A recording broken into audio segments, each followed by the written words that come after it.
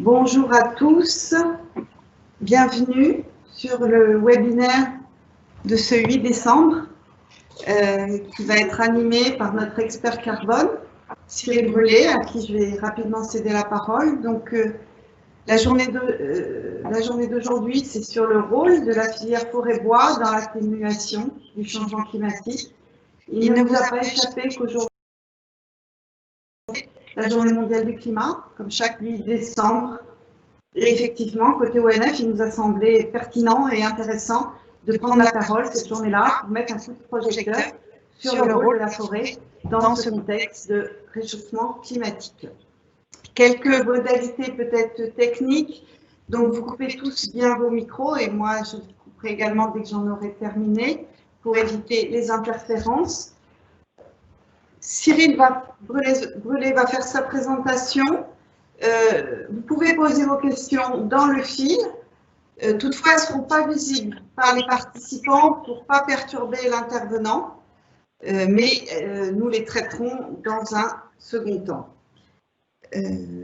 Voilà, de la même manière, coupez bien vos téléphones aussi. J'en ai terminé. Nous sommes plus de 200. Donc, merci à tous d'être venus si nombreux et je cède la parole à Cyril Brelet. Bonjour à tous, merci Françoise pour l'introduction. Donc effectivement, je vais vous présenter aujourd'hui le rôle de la filière forêt-bois dans l'atténuation du changement climatique. Et tout d'abord, avant de rentrer dans le vif du sujet, je voulais d'abord vous introduire l'ONF rapidement et quelles étaient les missions de l'ONF. Donc, ce qu'il faut savoir, c'est qu'en France, les forêts publiques représentent environ 11 millions d'hectares qui sont répartis à la fois en métropole et en outre-mer. Et ce qu'il y a d'important aussi à savoir, c'est que sur la forêt en métropole, il y a une partie qui est détenue directement par l'État, c'est ce qu'on appelle les forêts domaniales, qui représentent 1,7 million d'hectares, et les forêts des collectivités qui représentent environ 3 millions d'hectares. L'ONF, en bref, parmi les missions qui nous sont confiées, en premier lieu, il y a bien sûr la gestion durable des écosystèmes et la valorisation de la ressource bois. Donc chaque année, il y a environ 13 millions de mètres cubes qui sont issus des forêts publiques françaises. Et parmi ces 13 millions de mètres cubes, il y a 7 millions de mètres cubes qui sont dédiés directement à la construction et à l'ameublement. Donc vraiment des produits à forte valeur ajoutée. Et les enjeux autour de cette filière sont très importants. Il s'agit typiquement d'une filière locale et inscrite dans la bioéconomie. Et c'est aussi une filière génératrice d'emplois, puisqu'on estime qu'il y a plus de 400 000 personnes qui sont employées dans cette filière. Ensuite, en lien avec tous les services qui sont rendus par la forêt et les fortes attentes de l'ensemble des citoyens vis-à-vis de la préservation de ces écosystèmes, l'ONF a une gestion qui prend en compte l'ensemble de ces services qui sont rendus par la forêt, à savoir la biodiversité, la préservation de l'eau, l'entretien des sols, la préservation des paysages, et nous le verrons en long et en large aujourd'hui, le carbone. Ce qu'il faut savoir, c'est que l'ensemble des forêts domaniales, donc du domaine privé de l'État, sont certifiées PEFC. La troisième mission de l'ONF, elle concerne la prévention des risques naturels. Donc là, vous voyez lister les trois exemples. J'en illustrerai qu'un, qui est la défense des forêts contre les risques d'incendie. Donc ce qu'il faut savoir, c'est qu'il y a un certain nombre d'agents de l'ONF qui participent activement à l'entretien des forêts, notamment en périphérie de la Méditerranée, vraiment pour réduire le risque d'incendie de ces forêts. Et enfin, je pense un service que vous avez tous à cœur, c'est le service d'accueil du public en forêt, avec l'aménagement de sentiers, à la fois de randonnée, de sentiers sportifs, mais aussi des activités d'éducation à l'environnement qui sont proposées par l'ONF. Donc voilà, c'était pour l'introduction de l'ONF. Je vous propose maintenant de rentrer dans le vif du sujet. Et tout d'abord, en commençant avec deux définitions qui sont vraiment essentielles lorsqu'on parle de lutte contre le changement climatique. Donc tout d'abord, la notion d'atténuation, qui englobe l'ensemble des pratiques qui vont permettre de réduire les gaz à effet de serre qui sont émis dans l'atmosphère par l'activité humaine, mais aussi l'ensemble des pratiques qui vont permettre d'absorber les émissions de CO2 dans l'atmosphère. Donc ça, c'est pour le premier levier de lutte contre le changement climatique. Le deuxième, c'est l'adaptation. Une fois qu'on fait face aux effets du changement climatique, comment est-ce qu'on peut faire pour mieux y faire face et pour en limiter les impacts? Et nous verrons que pour le secteur forestier, en fait, c'est vraiment deux notions qui sont complètement liées. Il n'y a pas d'atténuation du changement climatique sans adaptation de nos forêts à ce changement climatique. Encore dans cette phase introductive, je pense que c'était important de partager avec vous quelques chiffres sur les émissions françaises. Donc, ce qu'on voit sur le graphique de gauche, c'est que la France se situe dans la moyenne européenne en ce qui concerne les émissions par habitant. Donc, environ 7 tonnes par habitant sont émises en France. C'est dans la moyenne européenne, légèrement en dessous. Ceci, c'est principalement lié au fait qu'une bonne partie de notre énergie, de notre mix énergétique, repose sur le recours au nucléaire. En ce qui concerne, donc voilà, sur le graphique de droite, cette fois-ci, vous voyez l'ensemble des émissions par secteur, ce que ça représente. On voit que le premier poste émissif est occupé par les transports, suivi du bâtiment, de l'agriculture et des industries. Et ces émissions-là, au global, représentent environ 450 millions de tonnes de CO2 chaque année. Alors, ça, c'est le constat. On a des émissions. Pour faire face à ces émissions, la France s'est dotée d'une stratégie nationale bas carbone avec un objectif assez ambitieux, puisqu'à l'horizon 2050, c'est la neutralité qui est visée. Et donc, lorsqu'on parle de neutralité, en gros, on met en face un bilan émissif vs des absorptions qui vont compenser ces émissions. L'idée donc sur le premier volet émissions, c'est de réduire au maximum les émissions à l'horizon 2050. Donc vous voyez que sur le graphique, l'objectif c'est d'atteindre le seuil de 80 millions de tonnes qui seront émises par année à l'horizon 2050. Et pour y arriver, en fait, l'État va fixer des budgets. Donc tous les 4 ans, on va fixer des budgets par secteur. Et l'idée, c'est vraiment de donner une visibilité à chacun des secteurs sur les efforts qu'ils doivent mener pour atteindre les plafonds d'émissions qui leur sont fixés. Ce qui leur permet d'avoir une visibilité sur les investissements à faire pour réduire leurs émissions et in fine d'atteindre l'objectif de 80 millions de tonnes. Donc sur ce graphique-là, vous avez une représentation, donc ici sur la gauche, des émissions, et on voit qu'à l'horizon 2050, la majorité des émissions seront liées au secteur agricole. Comme vous le savez, il y a toute une part d'émissions incompressibles qui sont liées à l'élevage, et c'est normal que du coup, à l'horizon 2050, ce soit ce secteur-là qui occupe la première place. En face de ces émissions, il y a les pluies, donc l'ensemble des absorptions qui vont permettre d'atteindre l'objectif de neutralité. Et ce qu'on voit, c'est que la filière forêt-bois est vraiment le pilier principal sur lequel se base cette stratégie d'absorption, puisqu'en cumulé, ça représente 55 millions de tonnes, à la fois donc, sur le puits forestier in situ dans l'écosystème et via les leviers qu'on va explorer aujourd'hui sur les produits bois. Après, il y a d'autres solutions telles que les prairies avec les sols agricoles qui peuvent aussi compenser les émissions, et aussi des solutions technologiques qui peuvent nous permettre d'atteindre cet objectif.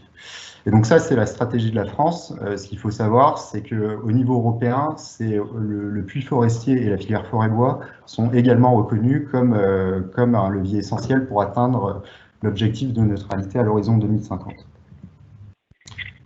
Donc, je vais maintenant passer à la présentation de l'ensemble des leviers d'atténuation pour la filière forêt-bois, avec tout d'abord ce qui se passe dans l'écosystème forestier. En fait, le mécanisme principal qui permet à la forêt d'absorber du carbone atmosphérique, c'est la photosynthèse qui se déroule lors de la journée. Donc, grâce à l'énergie solaire, les arbres sont en mesure de capter le CO2 atmosphérique et de l'assimiler sous forme de carbone. Et ce carbone va se retrouver dans l'ensemble des parties de l'arbre, donc les feuilles, les branches, le tronc et les racines. Donc ça c'est vraiment le levier le plus évident auquel on pense lorsqu'on parle de stockage carbone en forêt.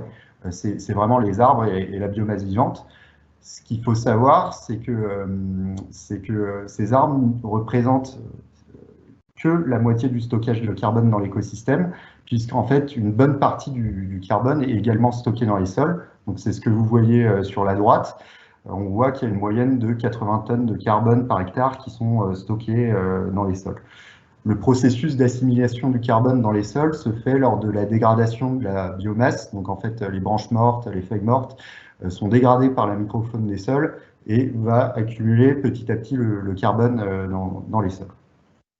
Et on voit que c'est l'écosystème forestier qui présente le stockage de carbone dans les sols le plus élevé comparé à d'autres types de sols, les prairies, les vergers cultures, jusqu'aux sols artificialisés.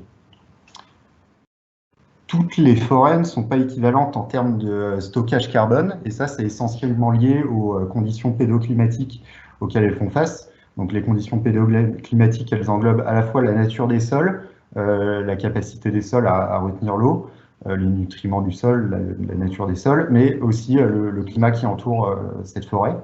Et donc ce qu'on voit, par exemple, c'est que les forêts continentales vont en moyenne plus séquestrer que les forêts méditerranéennes, et ceci en raison des essences, donc des espèces d'arbres qu'on va rencontrer. On ne va pas avoir les mêmes essences et du coup on ne va pas avoir le même stockage dans les arbres.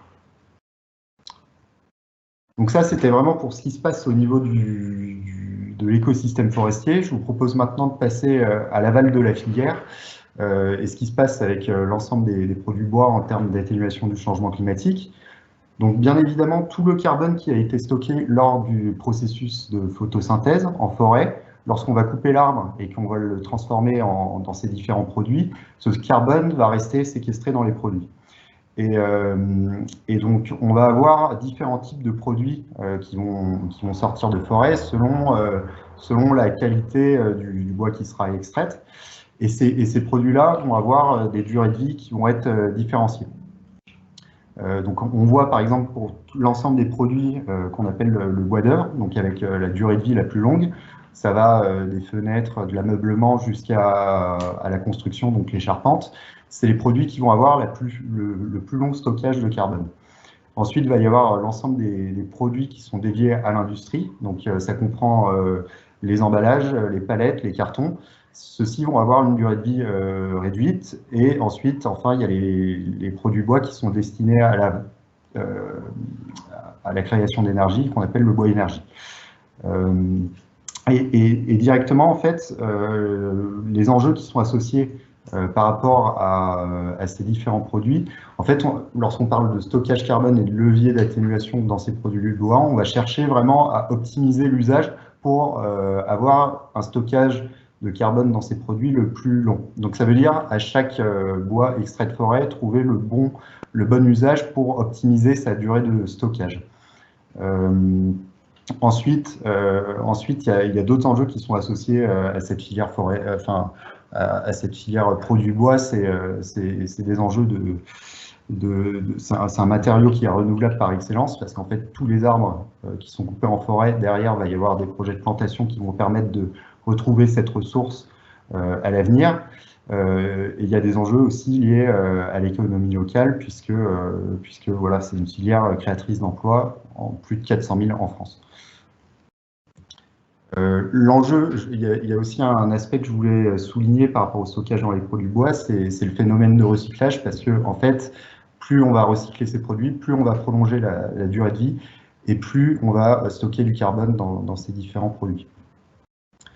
Le deuxième pilier sur l'aval de la filière, c'est les enjeux de substitution, qui vont consister à considérer qu'à chaque fois qu'on va utiliser de la ressource bois, ça va se substituer à un autre matériau qui est plus énergivore. Donc, c'est le cas, par exemple, lorsqu'on utilise du bois pour la charpente d'une maison, en substitution à de l'acier ou à du béton. Donc, l'acier et le béton, ce sont deux matériaux qui sont particulièrement énergivores à produire. Le bois, son processus de production n'émet pas de CO2, enfin, il en capte même dans l'atmosphère. Et par ailleurs, sur le chantier, on va avoir tout un ensemble de réductions d'émissions qui vont pouvoir être constatées lorsqu'on va avoir recours au bois. C'est un matériau où les chantiers sont rapides, le bois est une matière légère, et du coup, on va constater des gains carbone à ce niveau-là. Pour la substitution énergie, c'est aussi la même chose. On va considérer qu'à chaque fois qu'on utilise du bois pour faire de la production d'énergie, ça va se substituer à des énergies fossiles. Et donc, on va avoir un gain carbone on va contribuer à la lutte contre le changement climatique, à la réduction des émissions en substituant des énergies fossiles avec du bois. L'idée, là encore, c'est vraiment d'optimiser l'utilisation de la ressource, vraiment pour maximiser les effets de substitution, puisque par exemple, la substitution de matériaux présente des gains carbone plus intéressants que la substitution énergie. Et aussi les enjeux de recyclage, puisque si on a substitué une fois le matériau bois qui a servi dans une charpente, et ensuite on le réutilise pour faire des palettes, et on le réutilise pour faire du bois énergie, derrière on a pu tout au long de la vie du bois maximiser et réutiliser cet effet de substitution. Et donc, pour faire le bilan en fait des leviers d'atténuation de la filière forêt-bois, en fait, il faut retenir qu'il y a essentiellement 3 leviers qu'on appelle les 3 S, la séquestration, le stockage et la substitution. Et ici, je voulais vous présenter quelques chiffres à l'échelle de la France. Donc, ce qu'on voit, c'est que dans les écosystèmes forestiers, le stock de biomasse actuel représente 9,5 milliards de tonnes de CO2, avec un flux permis par la photosynthèse de l'ordre de 96 millions de tonnes chaque année. Donc ça, c'est vraiment pas négligeable parce qu'en fait, ces 96 millions de tonnes, ça représente 20% des émissions de gaz à effet de serre de la France. Ensuite, donc lors de l'exploitation du bois et de son processus de production, on va alimenter le stockage dans les produits bois. Et donc à l'heure actuelle, le parc de produits bois en France représente 380 millions de tonnes. Et enfin, il y a les effets de substitution et de stockage, donc, qui permettent chaque année d'éviter environ 30 millions de tonnes de CO2 dans l'atmosphère, soit environ entre 5 et 10% des émissions annuelles de la France. Donc voilà, la filière forêt-bois, par ces 3 leviers, a vraiment un rôle à jouer dans la lutte contre le changement climatique et un rôle très important. Je vais passer maintenant aux enjeux d'adaptation. Et tout d'abord, vous présenter, en fait, vous mettre en fait quelques ordres de grandeur par rapport aux horizons de temps qu'on considère lorsqu'on parle d'adaptation en forêt. Et ce que vous voyez ici sur le graphique de gauche, c'est les prévisions d'évolution de la température qui sont faites par les experts du GIEC, le groupe international d'experts sur le climat. Et ce qu'on voit, c'est qu'à l'horizon 2100, ces experts tablent sur une augmentation de la température comprise entre 2 degrés et 6 degrés. Et en fait, ces différents scénarios sont planifiés selon les ambitions que les pays se fixent pour réduire leurs émissions. Donc le pire scénario, là qu'on voit, le RCP 8.5, c'est en gros lorsqu'il y a peu d'efforts qui sont réalisés pour lutter contre le changement climatique. Et en dessous, vous voyez la comparaison de ces horizons de temps, donc il y a l'horizon 2100, VS les périodes de révolution de différentes essences qu'on trouve dans nos forêts françaises. La période de révolution, c'est la durée de temps qu'on va considérer entre la plantation et la récolte de l'arbre. Et par exemple, on voit que pour les feuillus, c'est des périodes qui dépassent les 100 ans. Pour les résineux, c'est les périodes qui sont plus courtes. Mais ce qu'il y a de sûr, c'est que lorsqu'on regarde ces évolutions de température à l'horizon 2100, ces essences, en fait, elles seront directement affectées par ces changements de température. Ça, c'est le premier constat. Le deuxième constat, c'est vraiment d'essayer de déterminer quelle est la capacité d'adaptation de ces essences si on les laissait évoluer en libre évolution sans accompagnement de l'homme. Et en gros, ce qu'on constate, c'est que par exemple, pour avoir si on s'en tenait au processus de sélection naturelle, pour voir apparaître des caractères intéressants des différentes essences pour lutter contre un phénomène de sécheresse, l'horizon de temps à considérer serait autour de 10 générations pour le chêne. Donc on voit que lorsqu'on garde, ça se compterait en centaines d'années. Un autre facteur, on pourrait se dire, est-ce que les essences n'auraient pas la capacité de migrer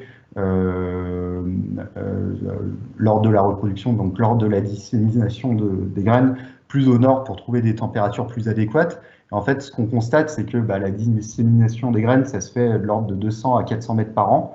Or, en fait, pour suivre l'évolution du gradient de température, il faudrait aller jusqu'à 3 km par an. Donc, on n'y est vraiment pas. D'où l'importance d'accompagner cette adaptation des essences en forêt. Par ailleurs, ce qu'on constate, c'est que le réchauffement climatique, c'est quelque chose qui est déjà perceptible en forêt. Donc sur les phénomènes naturels, enfin sur la vie des peuplements, on voit qu'il y a un allongement des saisons de végétation. On constate qu'il y a certaines essences qui se trouvaient en fond de vallée qui commencent à remonter sur les flancs montagneux pour trouver des températures plus accessibles. Mais après, il y a aussi tout un ensemble de risques qui pèsent directement sur les essences. Donc, à la fois des risques abiotiques, donc ça veut dire qu'ils sont pas liés à du vivant, tels que les tempêtes et les incendies. Donc ça, c'est ce que vous voyez sur les deux cartes de France ici. Vous voyez une évaluation du risque incendie en 2000 et en 2050. Ce qu'on voit, c'est qu'initialement, en 2000, les feux de forêt concernaient plutôt la région méditerranéenne. En 2050, ça concerne une bonne partie de la France. Et ce qui est estimé, c'est qu'en 2090, en fait, l'ensemble du territoire national sera soumis au risque incendie. Parmi les risques biotiques, en fait, on va avoir différents types de pathogènes, des insectes, des bactéries qui vont s'attaquer aux arbres. Et c'est des phénomènes en fait qui se généralisent à l'ensemble du territoire national. Donc, par exemple, si on regarde là sur la carte à droite, vous voyez l'évolution de la zone d'action de la chenille processionnaire du pin. Et donc, ce qu'on voit, c'est que dans les années 80, elle se situait plus au sud, donc dans des zones plus chaudes que maintenant, qu'en 2005, où elle a migré vers le nord, donc son aire de répartition est plus élevée qu'auparavant. Vous avez peut-être également entendu parler d'un risque qui touche de plus en plus, qui est vraiment flagrant en ce moment, c'est la crise scolyte qui touche de nombreuses forêts dans l'est de la France. Donc à l'heure actuelle, c'est vraiment un des problèmes majeurs auxquels on est confronté. Et donc, on constate que depuis 2019, en fait, en cumulé avec l'ensemble de ces facteurs biotiques et abiotiques, il y a 200 000 hectares de forêts publiques qui ont été touchés par des impacts du changement climatique. Et c'est pas un phénomène qui est proche de s'arrêter. Et je voulais vous faire un petit zoom sur ces cartes. En fait, en région, tous les agents de l'ONF répertorient de manière très précise les différents facteurs qui affectent les forêts. Et donc, on a une connaissance très précise à l'ONF des différents parasites qui attaquent nos forêts françaises et de nos besoins de reconstitution. Donc, ça, c'était pour les constats face à l'adaptation. On voit directement que sans adaptation, on ne pourra pas pérenniser l'effet de séquestration de carbone en forêt. Et donc, c'est pour ça qu'en fait, il est vraiment important dès maintenant de bien réfléchir aux essences, aux espèces d'arbres qu'on va planter en forêt pour pouvoir pérenniser ce rôle de séquestration de carbone en forêt. Et pour ça, il y a plusieurs projets de recherche, actions qui sont menés à l'ENF. Donc, par exemple, il y a le projet Giono qui consiste à prélever des essences qui sont particulièrement adaptées à des zones de sécheresse dans les régions sud de la France et de les implanter plus au nord pour voir comment est-ce qu'elles vont évoluer. Il y a un deuxième type de dispositif qu'on appelle les îlots d'avenir, qui consiste, pareil, à introduire des essences qu'on a moins l'habitude de planter dans des régions pour voir comment elles s'adaptent à moyen terme avec l'évolution des conditions climatiques. Voilà, donc ça c'était pour le levier d'atténuation. Maintenant, je voulais aussi vous présenter, comment est-ce que tout un chacun on pouvait contribuer à l'atténuation du changement climatique. Et donc tout d'abord, je voulais vous présenter le fonds de dotation Agir pour la forêt, donc qui est à l'initiative de l'Office national des forêts et qui vise à permettre toutes les entreprises et particuliers qui sont touchés par cette thématique de la préservation des écosystèmes et qui souhaitent investir en forêt. C'est un fonds pour lesquels tout un chacun peut investir, donc à la fois sur des projets de plantation, mais aussi sur des projets qui vont avoir un impact en termes de biodiversité, de préservation et de prévention contre les risques naturels, d'accueil du public, de préservation du patrimoine culturel et aussi en termes d'innovation. L'innovation, on l'a vu, c'est très important, notamment avec les îlots d'avenir. C'est typiquement avec ce type de dons que vous pouvez contribuer à nous accompagner, à bien définir quelles vont être les essences qui seront adaptées aux conditions climatiques de demain. Il y a un deuxième type d'activité sur lesquelles les entreprises, cette fois-ci, et les collectivités peuvent avoir un rôle à jouer. Ça s'inscrit directement dans le cadre des stratégies climat des entreprises, donc qui vont vouloir compenser leurs émissions. Donc la compensation, en fait, c'est vraiment un processus qui intervient en bout de chaîne d'une entreprise. Toute entreprise pollue. La première étape va constituer d'abord à mesurer en fait ce que ça représente ces émissions à son niveau, pour définir une stratégie et une stratégie de réduction de ces émissions. Donc ça veut dire que l'entreprise derrière, une fois qu'elle a mesuré, elle va tout mettre en œuvre pour réduire ses émissions, et c'est seulement à ce moment-là, lorsqu'elle va se retrouver avec son seuil de réduction d'émissions, ces émissions non réductibles, qu'elle va commencer à réfléchir à une stratégie de compensation.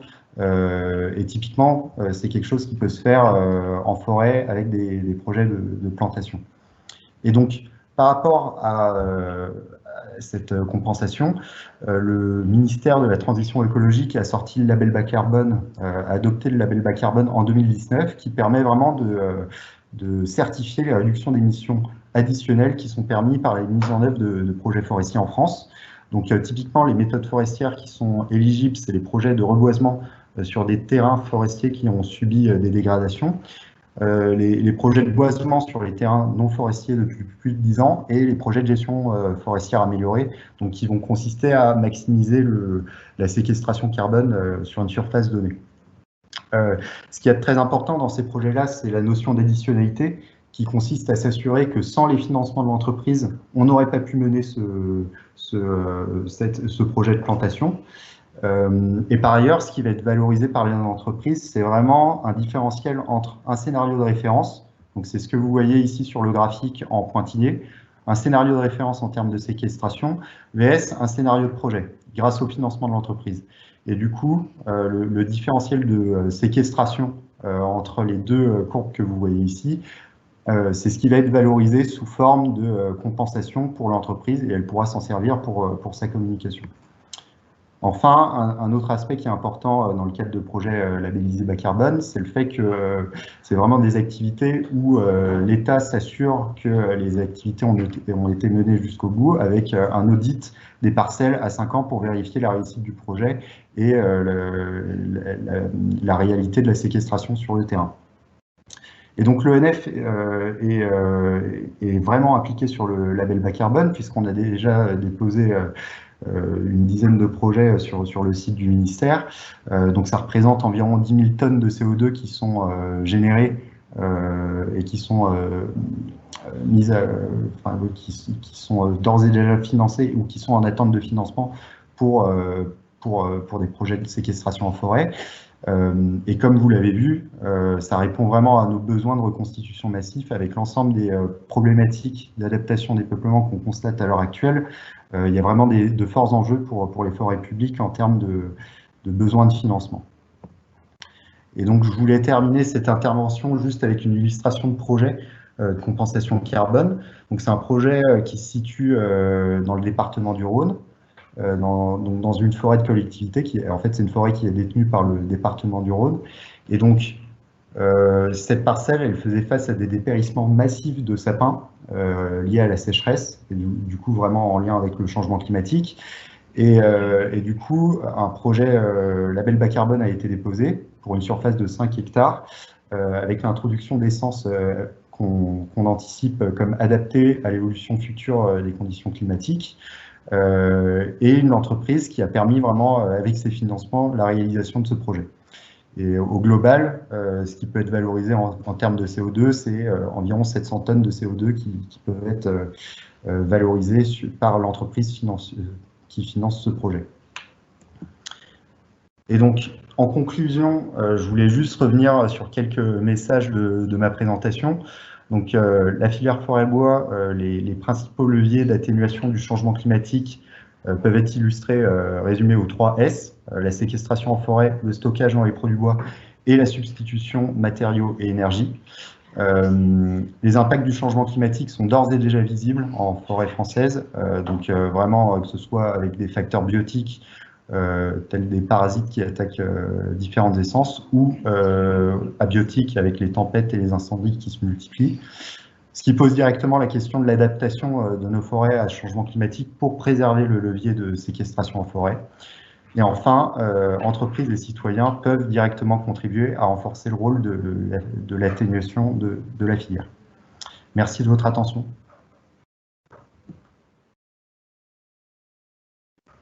Et je suis à votre disposition pour toute question.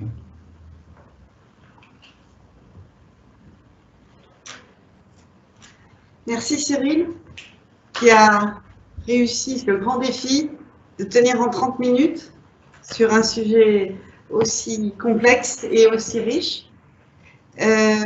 Beaucoup de questions, de remarques. Je ne sais pas si on pourra tout traiter. On va déjà répondre aux questions et après, il y a aussi un certain nombre de constats et de considérations. Avant de commencer, je souhaite vous dire que oui, la présentation vous sera mise à disposition. Pour les personnes que vous connaissez qui n'ont pas pu être présentes, ce qui est évidemment bien dommage pour elles, un enregistrement est également fait. Alors, concernant les questions, Cyril, peut-être effectivement, on sait tous que les océans sont une grosse source de carbone pour la planète. Tu n'en parles pas, du coup. Oui, alors effectivement, là, dans la présentation, moi, je voulais plutôt parler des secteurs qui étaient sur lesquels l'homme pouvait avoir une activité, enfin vraiment un effet de levier sur la capacité d'atténuation du secteur. C'est vrai que les océans sont le premier puits en fait de carbone au monde.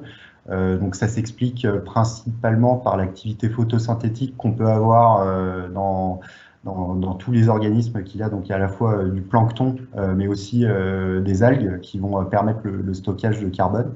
Et puis après, il y a aussi un puits de carbone, il me semble, il faut que je me souvienne de mes cours, mais un puits de carbone, enfin voilà, du fait des différentes concentrations de CO2 qu'il y a dans l'air et dans l'océan, en fait, automatiquement, le carbone est absorbé aussi dissous dans les océans.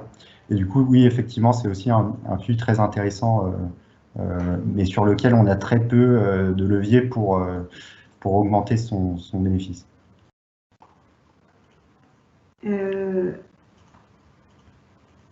Autre question, dans les émissions, je vais en dire deux d'un coup, c'est dans les émissions 2050, prend-on en compte les émissions des produits importés? Ça, c'est la première.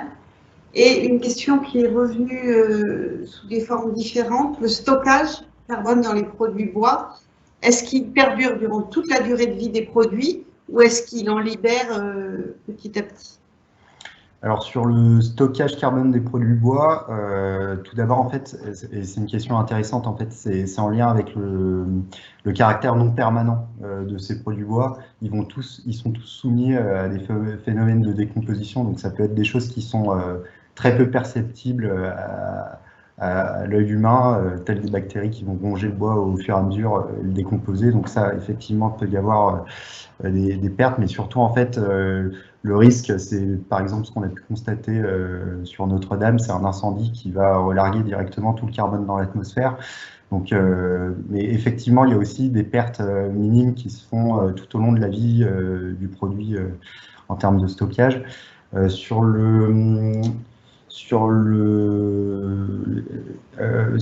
la prise en compte des émissions importées en 2050.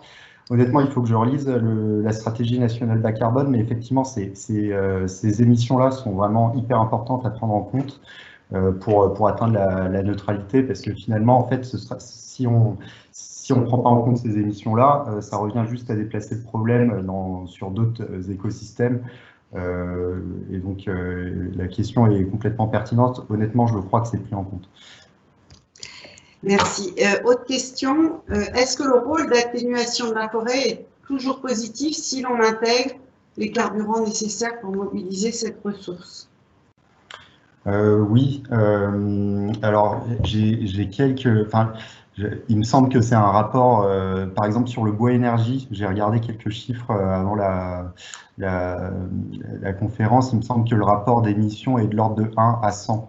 Ça veut dire, par exemple, pour mobiliser la ressource bois, pour le bois énergie, on va émettre 1 tonne pour 100 tonnes de CO2 évitées lorsqu'on recourt au bois. Donc vraiment, toutes ces émissions-là liées au transport et à la transformation des produits bois sont relativement minimes comparées aux bénéfices de la filière forêt-bois au global. Autre question, ne faut-il pas insister sur le fait que l'effet de substitution est acquis dès que le bois est utilisé, tandis que les stocks de carbone en forêt sont vulnérables et sont donc remis brutalement en question lorsque des dommages interviennent, tempêtes, sécheresses, incendies, etc. Effectivement, j'en ai pas trop parlé dans ma présentation, mais ce qu'on voit, et notamment sur la stratégie nationale bas carbone, on voit que les produits bois sont vraiment amenés à croître en termes de mobilisation pour l'atténuation du changement climatique par rapport aux effets actuels. Et effectivement, lorsqu'on parle de substitution, c'est des émissions qui sont évitées pour toujours. On a pour toujours évité le recours à une poutre en acier ou à du carburant fossile. Et du coup, c'est vraiment des émissions qui sont acquises. Après, ce qu'il faut voir, c'est qu'à l'heure actuelle, il y a des questions vraiment d'horizon de temps en fait, à considérer. Ce qui est constaté, c'est qu'à court terme, si on mobilise plus l'aval, le potentiel d'atténuation de la filière aval de la filière forêt-bois, à court terme, on a un bilan moins intéressant que si on préserve le potentiel de stockage en forêt.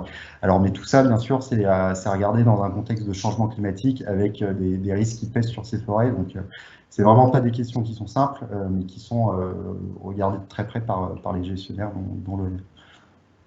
Beaucoup de questions, de remarques sur le bois énergie, et notamment le fait qu'il relâche dans l'atmosphère le carbone stocké depuis des dizaines d'années. Est-ce qu'il a un rôle positif sur le changement climatique? Alors, par rapport au bois énergie, en fait, ce qui est considéré, c'est qu'à chaque fois qu'on va utiliser du bois énergie, et c'est particulièrement vrai, par exemple, dans les forêts qui sont certifiées PEFC et qui sont l'essentiel des forêts gérées par l'ONF, en fait, ce qui est considéré, c'est une gestion durable de la forêt. Donc, ça veut dire que tout le bois qui est extrait de la forêt a été séquestré, tout le CO2 a été séquestré, bien évidemment, dans la biomasse. Et derrière, vu qu'on est dans une gestion durable, derrière, il va y avoir une replantation et le carbone qui est relâché lors de la combustion du bois va à nouveau être réabsorbé dans la forêt. C'est pour ça qu'on parle de neutralité, qu'il y a une sorte de concept de neutralité des émissions liées au bois énergie. D'accord. J'ai un petit problème. Voilà, c'est l'inconvénient du direct pour accéder au fichier. Des remarques également sur, on dit que les plantations sont une chose, mais la régénération naturelle participe aussi au stockage du carbone. Et ça va avec une autre question qui était effectivement, on présente l'intervention de l'homme comme une réponse au stockage du carbone, mais on peut également dire que d'autres techniques type sénescence, etc., participent également au stockage. Alors sur la question de la régénération naturelle, oui, effectivement, ça contribue à l'atténuation du changement climatique. La question qui se pose néanmoins, c'est que la régénération naturelle, elle repose sur les peuplements existants, les peuplements qui sont présents en forêt. Et du coup, si on est dans une situation de forêt qui a dépéri ou qui a fait face à un parasite donné, et qu'on a retiré les bois suite à cette crise sanitaire et qu'on compte sur la régénération naturelle, il est probable que le parasite reste dans la zone donnée. Et du coup, cette régénération, en fait, elle a comme une effet de tableau de caisse qui menace en fait sa survie à court moyen terme. Donc c'est dans ces conditions-là que c'est important aussi de compter sur une action de l'homme pour faire de la plantation artificielle assistée. Et l'autre question... C'est sur les vieilles forêts, les îlots de sénescence. Oui, effectivement. Alors, ces approches-là par rapport à notre thématique. Alors ces approches-là, elles sont intéressantes du point de vue de la biodiversité, parce qu'en fait, dans les vieilles forêts, on constate qu'on a une biodiversité qui est plus importante que dans des forêts jeunes. Par rapport à la lutte contre le changement climatique, d'une part, en fait, en laissant des vieilles forêts avec de forts stocks de CO2, en fait, toutes ces forêts-là vont, encore une fois, être soumises à l'évolution du climat. Et ça revient en fait à capitaliser en forêt des forêts qui potentiellement peuvent être vulnérables au changement climatique, et ceci sans bénéficier des effets de substitution et de stockage qui pourraient être associés à leur exploitation. Donc ça veut dire que si cette forêt disparaît demain, on n'a pas pu bénéficier des effets d'atténuation des bois en forêt. Et l'autre sujet, c'est aussi qu'on constate que les flux de séquestration de CO2, au bout d'un moment, en fait, ils atteignent un équilibre. Lorsqu'on considère une forêt âgée, il n'y a plus de flux, le flux de séquestration est nettement réduit par rapport à une forêt en croissance. Et donc ça, c'est aussi un point à considérer dans un contexte de changement climatique où on compte vraiment sur le rôle de séquestration de la forêt. Il y a des questions qui reviennent souvent, donc je les pose, mais les impacts du plan de relance sur le développement des projets label bas carbone. Alors effectivement, donc le plan de relance, je pense que les gens le savent, va cibler également, voilà, donc le label bas carbone, je vous ai présenté, il cible essentiellement 3 méthodologies à l'heure actuelle pour la forêt, notamment la reconstitution de peuplement dégradé. Et le plan de relance cible également ces surfaces. J'imagine que la question est directement en lien par rapport à la question de l'additionnalité, où pour les projets label bas carbone, si on dépasse 50% de financement public, les projets ne sont pas éligibles en fait, au label bas carbone, parce qu'en fait, on va considérer que ce seuil de 50% de financement public suffit au propriétaire pour engager son action de reforestation. Et donc, si on est en dessous, il est jugé que le propriétaire ne va pas prendre le risque de l'investissement, ce qui justifie qu'il fait appel à la finance carbone pour financer son projet de plantation. Et donc, pour revenir au plan de relance, on dépasse probablement le taux de 50%, et c'est une question vraiment actuelle auquel je n'ai pas la réponse. Une remarque, ne peut-on pas dire finalement que l'adaptation est aussi un levier de l'atténuation, en plus donc des 3 S? C'est vraiment oui, sans adaptation, on condamne en fait l'avenir de la forêt, et derrière, on ne pourra pas bénéficier de l'ensemble des leviers d'atténuation. Donc c'est un peu tordre les principes, mais voilà, en tout cas les deux pour la forêt sont extrêmement liés. Alors,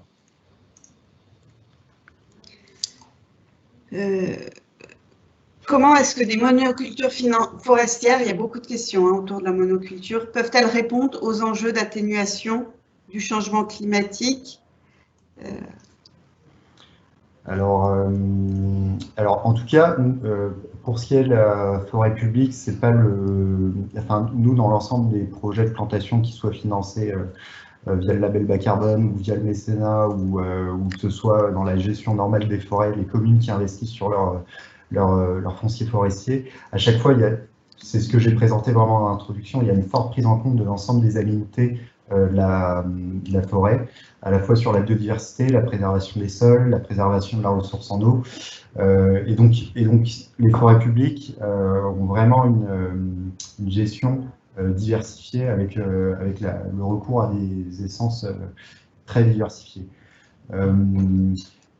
Peut-être la question des essences monospécifiques, elle a pas... Je complète parce qu'il y a d'autres questions aussi sur les essences un peu recommandées. Alors, ça, par contre, par rapport au carbone, et c'est peut-être un peu différent. Par rapport au carbone, en fait, toutes les essences ne sont pas équivalentes, et c'est vrai que les résineux poussent plus vite. Alors, et donc, en fait, avoir recours à des essences résineuses dans un contexte de changement climatique nous permet d'observer des effets de séquestration plus rapidement en forêt, et du coup, de mieux lutter contre le changement climatique. Et par ailleurs, ces essences, vu qu'elles ont une période de croissance plus rapide et donc une durée de révolution donc avant leur coupe pour transformation en produit bois, c'est quelque chose qui intervient plus vite et on va plus vite constater les effets de substitution et de stockage dans les produits bois. Donc pour ça aussi, ces essences à croissance un peu plus rapide sont intéressantes. Néanmoins, lorsqu'on regarde au global des forêts qui sont à l'équilibre entre résineux et feuillus, on constate autour de 150 ans que ces deux types de forêts séquestrent à peu près le même volume de carbone. Donc, pour compléter, une forêt en libre évolution, ça stocke ou pas? Alors, au bout d'un certain temps, ce qu'on constate, c'est qu'il va y avoir un équilibre. Donc ça, c'est vraiment dépendant des essences qu'on va avoir dans la forêt. Donc, la question, si ça stocke, oui, les bois sur pied stockent. Après, la question qui se pose, c'est plus sur le flux. Est-ce que cette forêt va continuer à jouer un rôle positif pour réduire les impacts du changement climatique? C'est moins vrai, parce qu'en fait, elle ne va plus séquestrer de carbone et encore une fois, elle va être soumise aux risques climatiques, au changement climatique, et du coup, si elle brûle, tout le carbone qui est présent dans cette forêt va être émis dans l'atmosphère. On n'a pas encore parlé chasse, mais il y a une question sur pensez-vous que la restitution d'un meilleur équilibre sylvo-synergétique fait partie des leviers d'action pour adapter les forêts aux enjeux du changement climatique? Alors, et typiquement sur les projets de plantation, en fait, nous, un des défis majeurs auxquels on fait face, c'est notamment cette présence de gibier. Parce qu'en fait, lorsqu'on va planter des arbres très jeunes en forêt, c'est quelque chose qui est très appétant pour le gibier, donc les sangliers, les cerfs, etc. Et du coup, en fait, nous, la viabilité de nos projets de plantation sont fortement menacés par ces prédateurs. Et donc oui, en fait, c'est vraiment un des facteurs essentiels pour continuer à observer un effet d'atténuation. Nous, ce qu'on fait, il y a tout un ensemble de pratiques qu'on peut mettre en place pour réduire cette pression du gibier. Et notamment, on peut mettre des protections individuelles autour des arbres. Donc, ça a un coût. C'est vraiment pas négligeable. Mais le but, c'est vraiment d'empêcher que ces arbres se fassent manger par les animaux. Alors, pas mal de questions, de remarques sur le prix de la tonne de CO2, où on nous demande en gros une fourchette, et je complète par des questions. À quel point les projets label bas carbone sont-ils dépendants du prix de la tonne de CO2? Alors, sur les coûts des projets, en fait, nous, notre prix de la tonne de CO2 va être indexé directement sur les coûts des travaux et le coût du montage de dossier. Et en gros, ce qu'on peut, comme vous vous en doutez, selon les contextes géographiques, donc par exemple, si on est en montagne, on va faire face à des coûts de plantation qui vont être extrêmement élevés comparés à des contextes de plaine. Mais nous, ce qu'on peut, schématiquement, la fourchette que je peux vous donner, c'est entre 20 et 60 € la tonne. Voilà, c'est une fourchette très large qui dépend largement des contextes. Après, en lien aussi avec ce prix de la tonne, il y a vraiment la capacité d'autofinancement du propriétaire forestier qui va jouer. Donc, dans un contexte budgétaire difficile tel que la période Covid, avec l'ensemble des mesures de soutien que les collectivités et l'État doivent mettre en place, voilà, de trouver de l'argent auprès des collectivités pour financer la forêt, c'est pas quelque chose de forcément simple. Donc, il n'y a pas forcément cette capacité d'autofinancement qui, in fine, pourrait réduire le coût de la tonne. Donc, voilà, donc je vous ai donné une fourchette, c'est selon les contextes et les capacités de complément par le propriétaire variable. Comment peut-on s'investir individuellement dans des projets bas carbone, ou tout simplement dans la préservation des forêts françaises? Alors, par rapport, en fait, il y a deux choses à bien distinguer, c'est l'approche contribuée, donc ça c'est typiquement avec le fonds de dotation, en fait. On souhaite participer à la préservation des forêts et de l'ensemble des aménités. Et dans ce cadre-là, on peut très bien accompagner l'ONF en finançant certains projets qui vont avoir un impact en termes d'accueil du public, de préservation de la biodiversité ou d'innovation. Ça, je vous l'ai présenté. Donc ça c'est le premier moyen. C'est vraiment des dons désintéressés des entreprises. Le deuxième moyen, c'est dans le cadre du label bas carbone, mais là, ce qui suppose vraiment une démarche de compensation, où on va procéder en 3 étapes, évaluer son bilan émissif, réduire ses émissions au maximum, et derrière, chercher à compenser ses émissions résiduelles. Et c'est vraiment, en fait, tout le monde peut contribuer, mais selon l'objectif qu'on se fixe à la base, il y a des véhicules de financement qui sont différenciés. Comment s'organise un projet de compensation carbone? Alors, grosse maille. Alors, déjà, l'étape, enfin, je vous ai parlé d'éligibilité des pratiques. Déjà, il va y avoir la première étape d'identifier les parcelles qui vont être éligibles au projet de reboisement. Donc, par exemple, typiquement, nous, une parcelle d'Epixéa qui a subi une attaque scolite avec tous les arbres qui sont dépéris sur pied, c'est une parcelle qui a été éligible. Derrière, nous, ce qu'on va proposer, c'est vraiment un dialogue qu'on peut avoir avec une entreprise locale, mais l'entreprise locale peut venir nous voir, nous demander, voilà, est-ce que vous avez des parcelles qui seraient éligibles au label bas carbone? On lui répond oui, et puis derrière, selon le volume de compensation qui est demandé par l'entreprise, ses affinités en termes de localisation, voilà, l'ONF va pouvoir lui proposer un panel de projets, et ce, d'autant plus que l'ONF est quand même le gestionnaire des forêts publiques, donc ça représente 11 millions d'hectares en France, donc il y a vraiment une forte palette de projets qu'on peut proposer. Et une fois qu'on s'est mis d'accord sur la localisation, le volume de compensation, derrière, nous, on va proposer le montage de dossier, donc à monter auprès du ministère de la Transition écologique, donc pour faire certifier nos calculs et notre démarche et l'éligibilité de notre projet. On reçoit l'approbation du ministère. On peut lancer le projet, donc à ce moment-là, l'entreprise peut nous payer et on peut lancer le projet. Et donc, sur les 5 premières années, l'ONF va se charger de l'entretien de la parcelle. Et à 5 ans, comme je vous ai dit, c'est un projet audité. Donc, on va vérifier que le projet est une réussite. Alors, pas mal de remarques sur cette question des 5 ans, où en gros, à l'échelle forestière, c'est une durée qui semble courte pour certains de nos internautes. Alors, les 5 premières années, c'est en lien vraiment avec, en fait, il y a une analyse des risques qui pèse sur les peuplements. Et en fait, c'est vraiment durant les premières années de l'arbre que les risques vont avoir le plus fort impact. Donc, on a parlé du risque gibier. C'est au moment où les arbres sont les plus petits, qui sont vraiment à hauteur donnée pour les animaux qui vont pouvoir les attaquer. Donc ça, c'est un premier point. Ensuite, par exemple, si on est sur des risques de sécheresse, les premières années vont être particulièrement critiques pour les jeunes peuplements, parce que c'est des arbres qui n'ont aucune réserve interne pour pouvoir faire face et encaisser des sécheresses. Et du coup, si l'année qui suit la plantation, on a une sécheresse, les arbres vont dépérir. Ce qui est estimé, c'est qu'au bout de 5 ans, quand même, la viabilité du peuplement est relativement assurée. Et du coup, c'est à partir de ce moment-là qu'on estime si un projet est une réussite ou non. Des remarques, des questions autour du chêne. Quand on met en regard la vitesse du changement climatique et la longueur de l'évolution des essences forestières, le chêne a-t-il encore un intérêt, un avenir dans les forêts françaises? Tout à fait.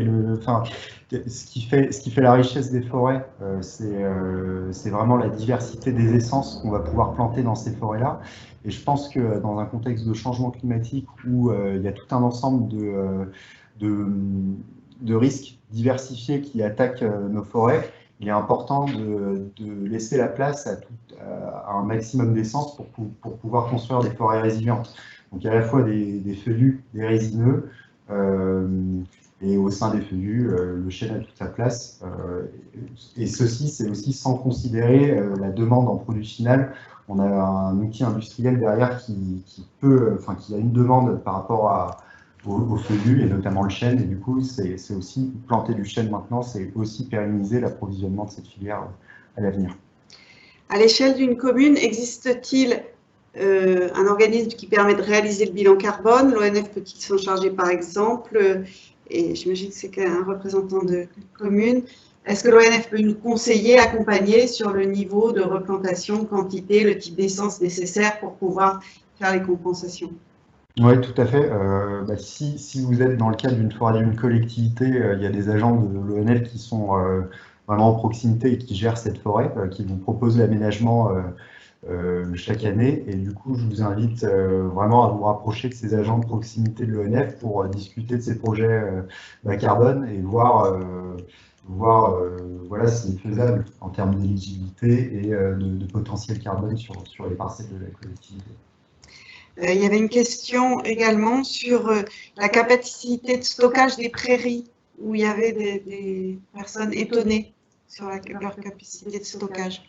Donc, par rapport aux chiffres, on a vu que c'était relativement équivalent entre une prairie et une forêt. C'est vrai que c'est autour de 80 tonnes à l'hectare.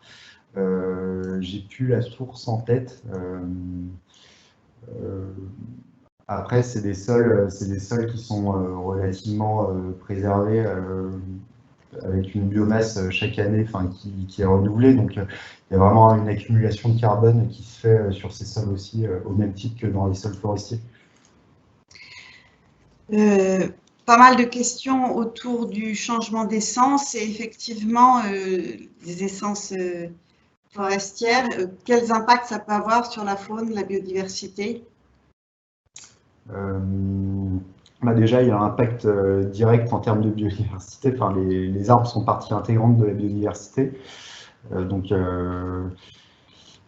Après, sur la faune, plus, j'ai pas d'informations à vous donner. Avec le changement climatique, les PCA va disparaître en pleine basse montagne, maladie, sécheresse, on en a parlé. Comment pallier cette ressource qui fournit beaucoup, la filière en bois d'œuvre? C'est compliqué comme question, j'ai pas la réponse. Y a-t-il un... Je prends les dernières questions là, il est 56. Je suis désolée, on n'a pas pu répondre à tout, mais vraiment vous avez été très très nombreux, très intéressés.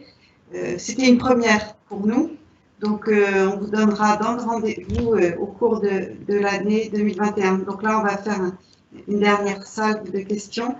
Y a-t-il un réel impact positif des mesures compensatoires prévues par les entreprises polluantes visant à financer des filières neutres ou positives en termes de carbone, ou c'est plutôt une méthode de contournement pour permettre de continuer une activité polluante?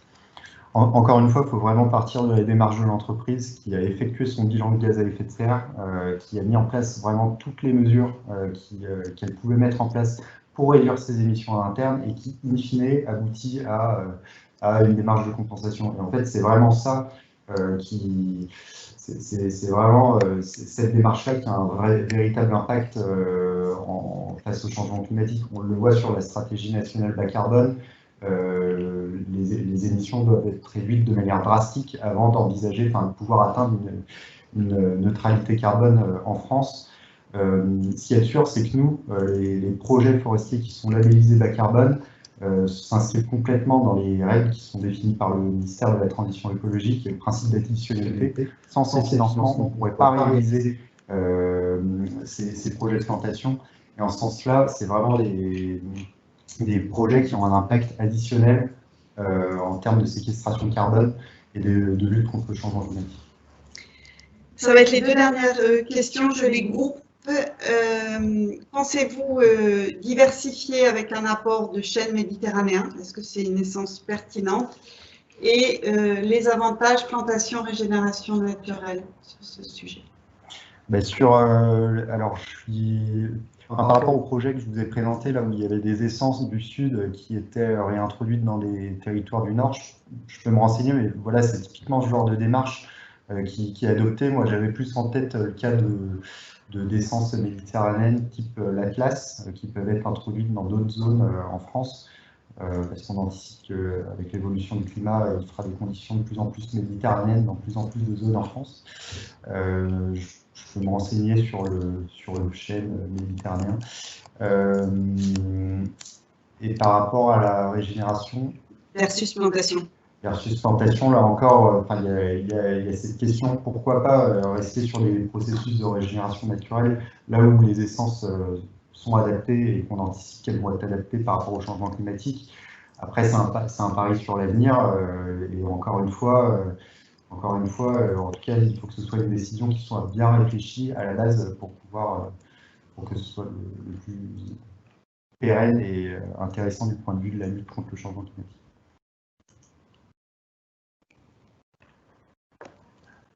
Très bien. Il est 18h.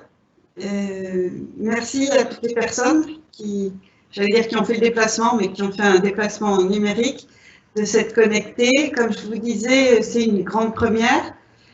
Nous avons bien pour projet de continuer ces débats, ces échanges, cette relation avec les internautes qui pourront poser leurs questions en 2021. Et il me reste à vous remercier. N'hésitez pas à vous rendre sur le site onf.fr où on a produit un certain nombre de choses pour cette journée mondiale du climat, vidéos, podcasts, pour petits et grands. Donc, il ne faut pas que ce sujet soit aussi trop sophistiqué et on s'y emploie à le rendre accessible à tous. Un grand merci de votre participation. Je vous souhaite une bonne fin d'année. Et puis donc rendez-vous pour d'autres conférences en 2021. Merci à tous. Au revoir.